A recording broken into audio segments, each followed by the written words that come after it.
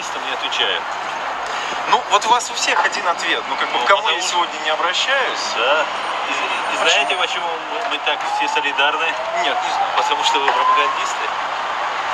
Я вам задаю сейчас вопрос. Я ничего не пропагандирую, я вам не пытаюсь навязать свою точку зрения. Я Вы задаю это вам делаете вопрос. до того, как задали мне вопрос. Ваш канал, все российские каналы занимаются откровенной ложью, пропагандой, фальсификацией, обманом. И вы считаете, что представляя вот эту организацию, этот канал, вам должны как-то проявлять уважение, отвечать на ваши вопросы. Да, я считаю, что вы должны уважать вашего собеседника.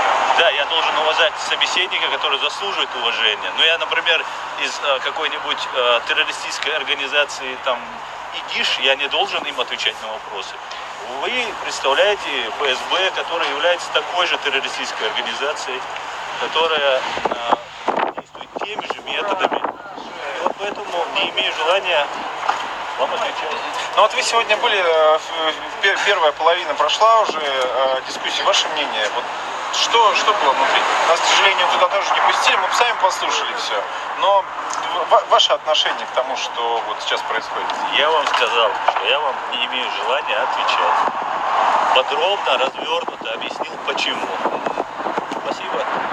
Спасибо. А вы не могли бы представиться, от кого я услышал отказ отвечать? Меня зовут Арцуев Аслан, я адвокат. Спасибо, Аслан. Пожалуйста.